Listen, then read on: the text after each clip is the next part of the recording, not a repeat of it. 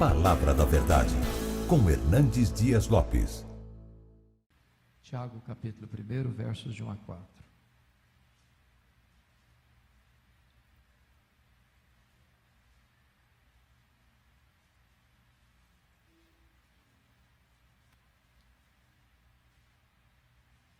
Esse texto diz assim: Tiago, servo de Deus e do Senhor Jesus Cristo, às 12 tribos que se encontram na dispersão, saudações.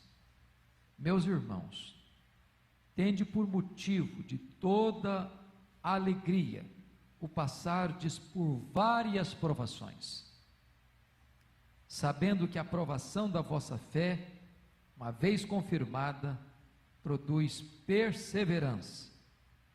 Ora, a perseverança deve ter ação completa, para que sejais perfeitos e íntegros, em nada deficientes. Você pode repetir comigo o verso 2, todos juntos? Meus irmãos, tende por motivo de toda alegria o passardes por várias provações. Passar por provação não é coisa fácil.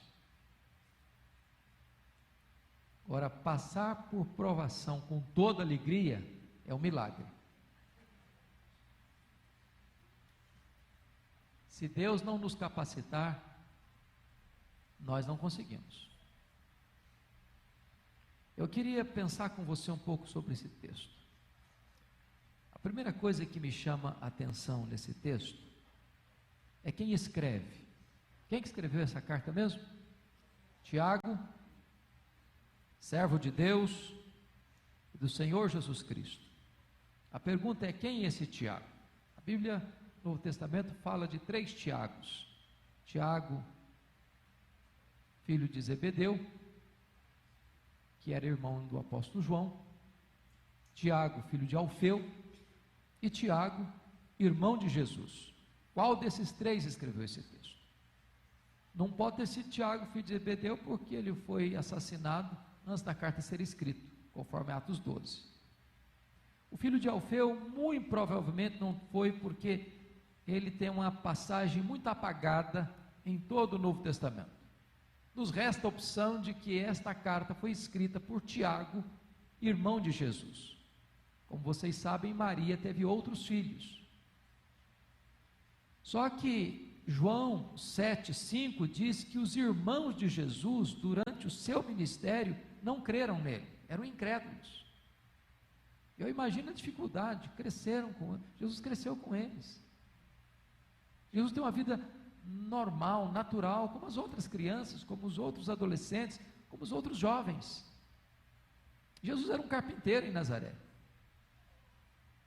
E de repente Jesus vai ao Jordão, Jesus é batizado, Jesus começa o seu ministério, Jesus começa a falar coisas impressionantes, fazer milagres extraordinários, e eles ficam muito encantados com aquilo, mas não acreditam. E até o momento em que Jesus morre, que Jesus ressuscita, que Jesus aparece a Tiago, está lá em 1 Coríntios 15. E muito provavelmente é nesta aparição do Cristo ressurreto é que ele tem uma experiência de conversão. E esse Tiago vai se transformar num líder da igreja em Jerusalém. Quando Pedro sai da prisão, ele manda informar Tiago. Já era o líder da igreja de Jerusalém. Quando lá em Atos 15, houve aquele primeiro concílio da igreja, foi esse Tiago que presidiu esse concílio. E agora notem vocês, de incrédulo a crente, de crente a líder, de líder a servo do Senhor Jesus. Eu acho magnífico esse testemunho dele, porque ele poderia ter colocado assim: Tiago, irmão do Senhor Jesus. E não teria mentido se fizesse isso. Mas ele resolve humildemente se apresentar apenas como um servo do Senhor Jesus. Segunda coisa que eu chamo a sua atenção é que nós, como aquele povo, somos um povo especial, mas não um povo isento de aflições. Veja comigo, por gentileza, no verso 1 ainda, para quem ele escreveu essa carta. Você pode repetir? Tiago, servo de Deus e do Senhor Jesus Cristo, às 12 tribos que se encontram na dispersão, saudações. Essas 12 tribos que se encontram nas dispersão é uma referência aos judeus convertidos. Muito provavelmente, lá no Pentecoste, com o sermão de Pedro. Vocês se lembram que havia judeus do mundo inteiro lá. E eles estavam lá. Foram convertidos lá. Muito provavelmente, a partir do martírio de Estevão, todos foram dispersos, exceto os apóstolos. E agora, esses judeus crentes estão espalhados no mundo inteiro, mas não espalhados por uma disposição pessoal. Eu vou morar na cidade tal porque ela é melhor para criar meus filhos. Eu vou mudar para outra cidade porque lá eu vou ter um trabalho melhor. Aí eu vou para aquela outra cidade porque lá eu vou ter mais oportunidade de crescer financeiramente. Aí eu vou para outra cidade porque é um centro mais desenvolvido, eu vou me sentir melhor lá. Não foi essa a razão.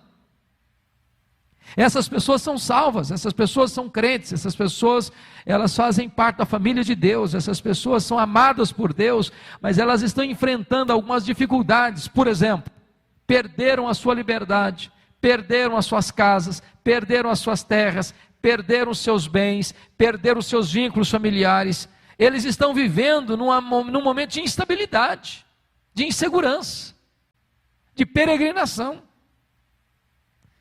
Arrancaram suas raízes. Então deixa eu dizer uma coisa para você. Deus fez de você uma pessoa especial. Mas Deus não fez de você uma pessoa imune, livre de problemas. A vida cristã que você e eu abraçamos não é uma redoma de vidro. Não é uma estufa. Nós não estamos blindados. Portanto, se você está passando por uma luta, se você está passando por um vale, se você está passando por uma angústia, se você está passando por uma prova, se você está passando até por injustiças no seu trabalho, no seu convívio, no seu contexto, não estranhe isso. Isso é compatível com a sua vida cristã. Aliás, a Bíblia diz que nos importa entrar no reino por meio de muitas, não de poucas, muitas tribulações. Paulo chega a dizer que todo aquele, não alguns, todo aquele que quiser viver piedosamente em Cristo, vai ser o quê? Perseguido. É muito importante relembrar isso, sabe por quê? Porque senão, quando a gente começa a passar por determinadas lutas, a gente começa a murmurar, a gente começa a questionar Deus. E ele começa a questionar o amor de Deus. E ele começa a perguntar, onde está Deus? Por que Deus me permite isso? Por que Deus está tratando assim comigo? Por que não resolve logo o meu problema? Por que esse problema se arrasta tanto tempo? Veja você que Tiago está escrevendo a um grupo de crentes salvos em Cristo Jesus, mas estão dispersos. Dispersos. Agora, veja comigo outra coisa maravilhosa. As provações, irmãos, são compatíveis com a fé cristã. Olha o verso 2. Meus irmãos, tende por motivo de toda alegria o passar por várias provações. Por quantas provações você está passando hoje? Tem provação? Está tudo bem com você? Tem luta? Está doendo em algum lugar? Às vezes você também atravessa a madrugada sem dormir. Tem hora que o seu coração aperta também. Você diz, meu Deus, o que eu vou fazer? Se você está passando por isso, você não é uma exceção. Se você está passando por alguma luta, saiba que o povo de Deus sempre passou por lutas. E nem Jesus nos prometeu a ausência de lutas. Em outras palavras, as tribulações, as provações, as lutas são compatíveis com a fé cristã. Deixa eu dizer outra coisa para você no texto. As provações, além de compatíveis, elas são variadas. Olha o verso 2 de novo. Vamos ler outra vez? Meus irmãos, tende por motivo de toda alegria o passardes por várias provações. Quantas provações? Várias. A palavra várias é uma das palavras mais lindas do Novo Testamento, porque é uma palavra grega que nós trouxemos para a língua portuguesa e é muito bonita. A palavra várias aí é a palavra poikilos, de onde vem a nossa palavra policromático. A palavra policromático não é muito fácil também não, mas o que significa policromático? Várias cores, de várias cores. Então o que é que Tiago está dizendo? Que as provações da nossa vida têm diversos matizes, diversas cores, diversas tonalidades, diversos graus de intensidade. Você e eu já passamos por provações tranquilas, né? Tranquilas. Na linguagem do antigo presidente, uma marolazinha. Uma marola.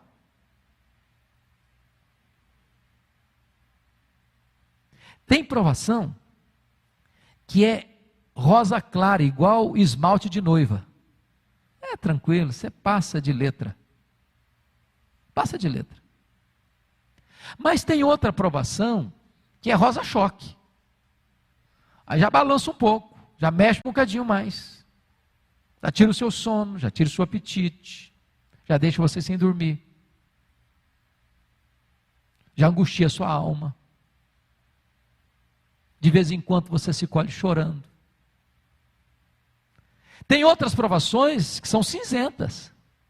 O cenário fica pardacento. A providência fica carrancuda. Você olha para o cenário e parece que está tudo contra você. E você não vê saída. Mas tem hora que a provação é tenebrosa. Você é como que esmagado por uma avalanche que vem rolando em cima de você e passa em cima de você como um trator. As provações são variadas. Sabe de uma coisa? E Deus está no controle. Porque Ele nunca vai permitir você ser mais provado do que você tem capacidade para enfrentar. Não que você tem capacidade de enfrentar, Ele capacita você para enfrentar cada tonalidade de prova que vem sobre a sua vida. Eu tive alguns traumas de infância, porque quando eu nasci, minha mãe já estava para morrer, e eu também na barriga dela, e Deus poupou ambos. Mas desde que eu me entendi por gente, a minha mãe era muito doente. E nós morávamos numa roça, não tinha estrada, não tinha médico. E quando ela ficava muito ruim, que saía, era muito complicado. E eu ficava apavoradíssimo, eu entrava em pânico. Só da possibilidade da minha mãe morrer. Às vezes quando ela era tirada às pressas, eu ficava desesperado, e eu orava muitas vezes como criança. Como pré-adolescente, falei, meu Deus, me leva primeiro, porque eu não aguento ver ninguém da minha família morrer. Eu quero morrer primeiro. E eu fazia essa oração sinceramente.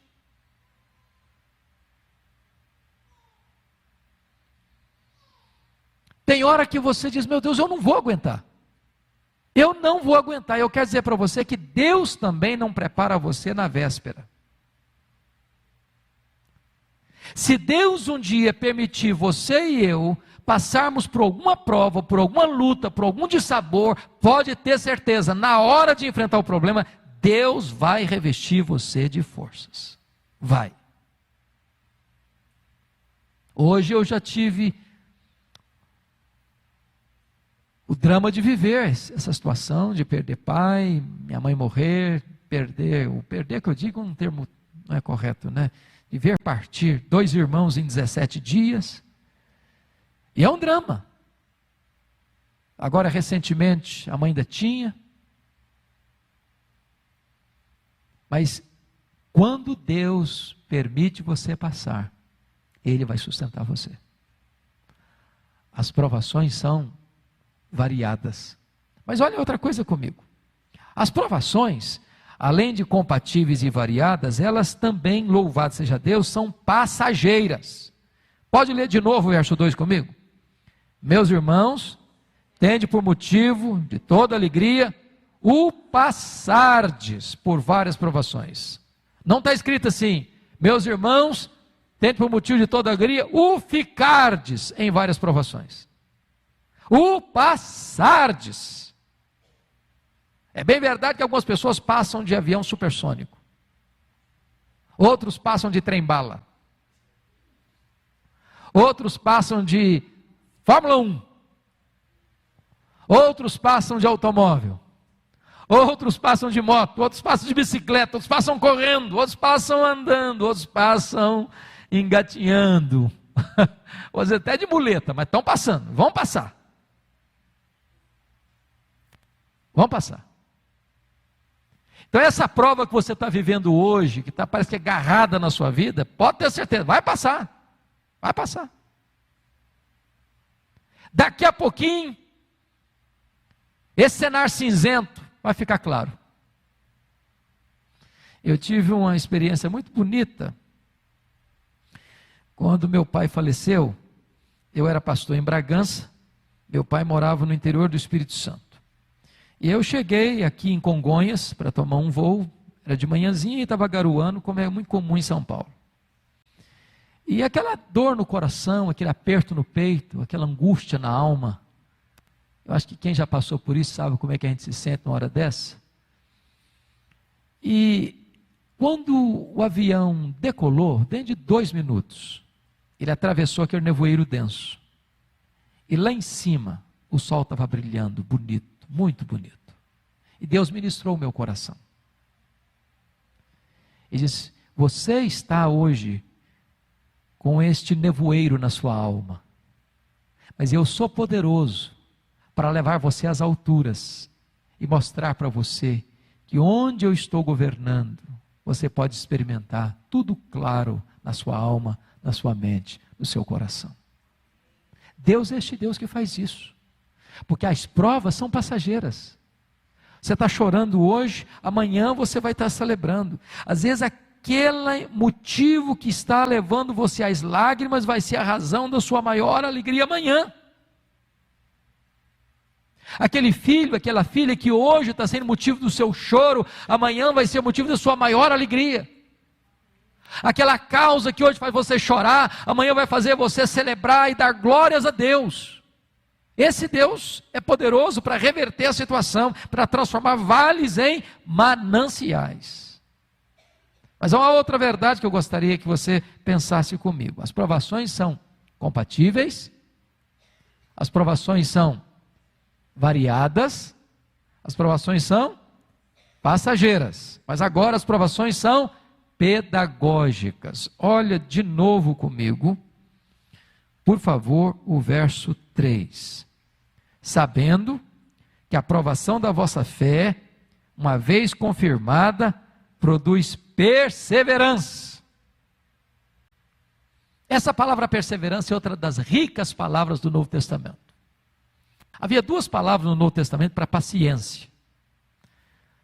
Palavra paciência para relacionamentos e a palavra paciência para circunstâncias. A palavra aqui, perseverança, seria melhor traduzida por paciência triunfadora. Tem gente que tem muita calma para lidar com gente, mas não tem nenhuma calma para lidar com situações, circunstâncias. Tem pessoas que são pacientes com circunstâncias, mas não têm tolerância com gente. O que Tiago está dizendo é que Deus permite essas provas na nossa vida, e elas não são por acaso, e elas não são fortuitas, elas são pedagógicas.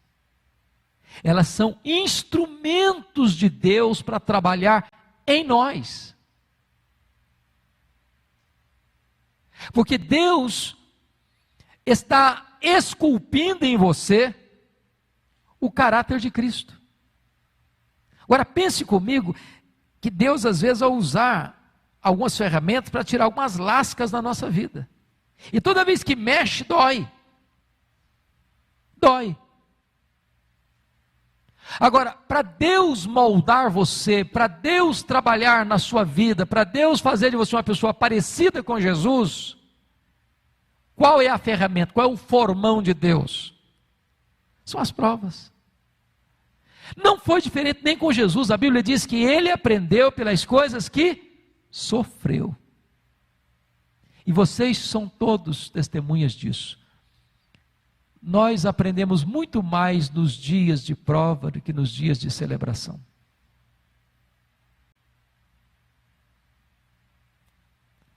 Nós nos curvamos mais, nós nos humilhamos mais, nós revelamos mais a nossa dependência. Nós nos tornamos muito mais frágeis no sentido de dizer, Deus, eu preciso de Ti. Quando está tudo bem, o ser humano tem a tendência de quê? Botar Deus de lado. Não, eu estou bem, eu sou um bom condutor da minha própria vida, eu sou, uma linguagem mais poética, eu sou o capitão da minha própria alma. Eu não preciso de piloto, não preciso de Jesus.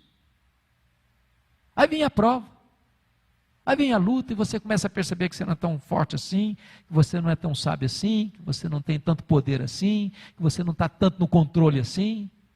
E aí isso gera o quê? Vulnerabilidade. E nessa vulnerabilidade o que acontece? Eu preciso correr para quem é refúgio seguro. Eu corro para Deus. E Deus é tão bom que Ele me acolhe, que Ele me recebe, que Ele me restaura, que Ele me consola, que Ele me trata, que Ele me conduz. E Tiago está dizendo isso, que estas provações têm um propósito. Qual o propósito? Você ser uma pessoa confirmada. A provação da vossa fé, uma vez confirmada, produz perseverança. Essa provação da vossa fé tem outra ideia bonita no texto. A ideia aqui, gente, é a ideia de ourives. Quando um ourives vai pegar um metal, esse metal tá o quê? Tem o quê? Determinadas impurezas. Então, quando se joga esse metal no cadinho, no fogo, esse metal podia reclamar, falou, mas puxa vida, o que está fazendo comigo? Mas o fogo vai fazer o quê com o metal? Vai purificar, vai tirar as impurezas, vai valorizar ainda mais o que é legítimo, o que é puro, o que é genuíno. É isso que Deus faz. A prova não destrói você, a prova purifica você. A prova fortalece você. Você não sai da prova mais fraco, você sai da prova mais forte. E aqui nós temos que fazer uma distinção entre tentação e provação. Deus não tenta ninguém, Deus prova. Satanás não prova ninguém, Satanás tenta. Deus prova você para tirar o melhor de você, Satanás tenta você para tirar o pior de você. O projeto de Deus é aperfeiçoar você e fortalecer você.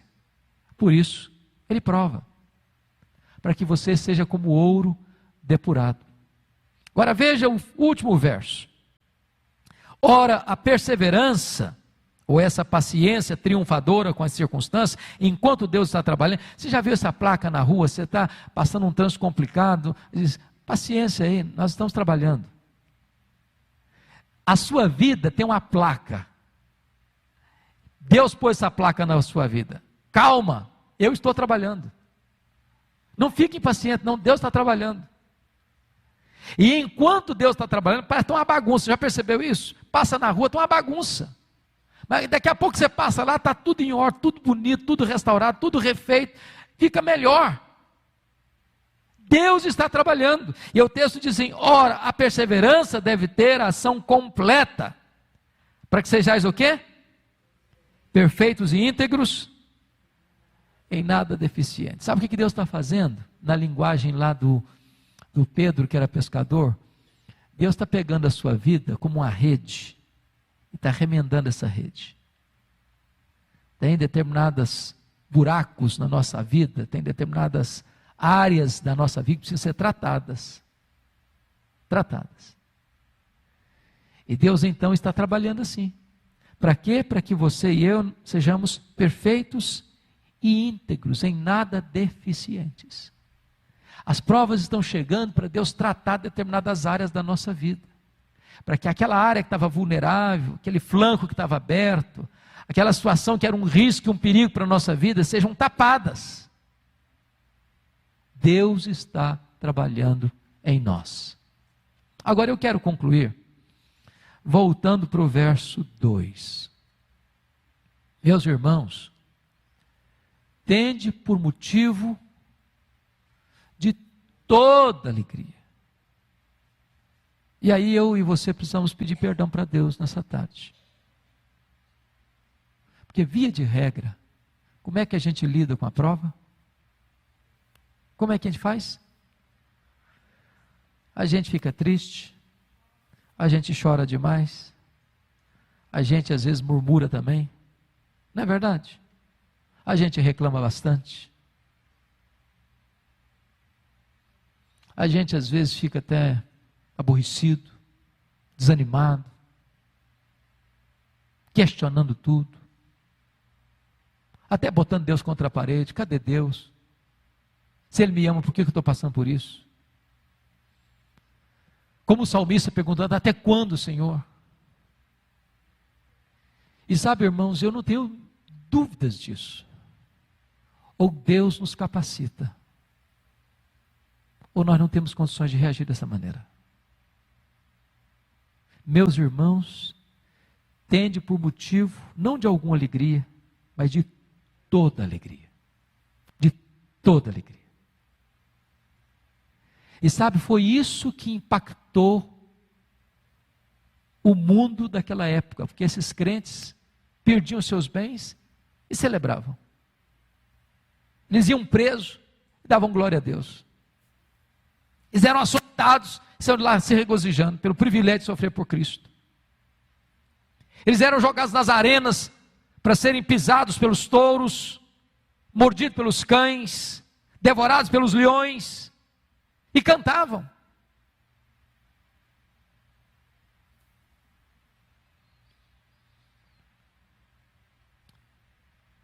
Nós verdadeiramente podemos ser chamados aqui, mulheres e homens de esperança.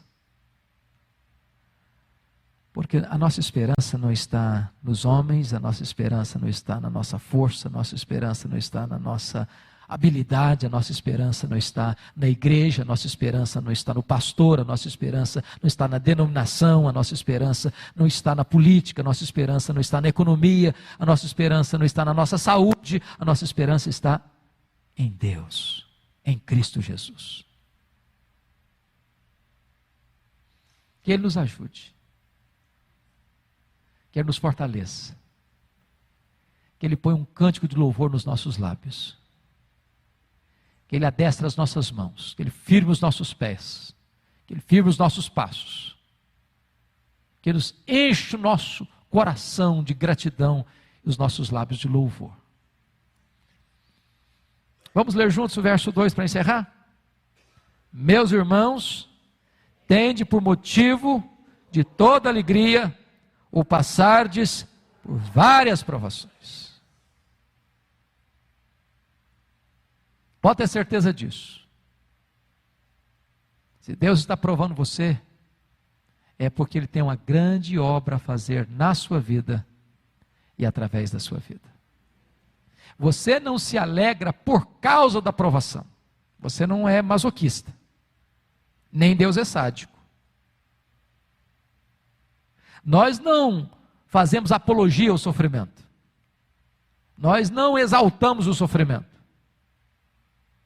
Sofrimento deve ser evitado, e nós lutamos para evitá-lo, para diminuí-lo. A nossa alegria não está na razão de que nós gostamos de sofrer, não, 1000 vezes não. A nossa alegria está no fato de que, se nós estamos sofrendo, Deus está no controle e tem um propósito com isso, e está trabalhando na nossa vida, mesmo por meio do sofrimento, e vai nos conduzir a uma vitória gloriosa. Essa luta durará a vida inteira. A nossa leve e momentânea tribulação produzirá para nós eterno peso de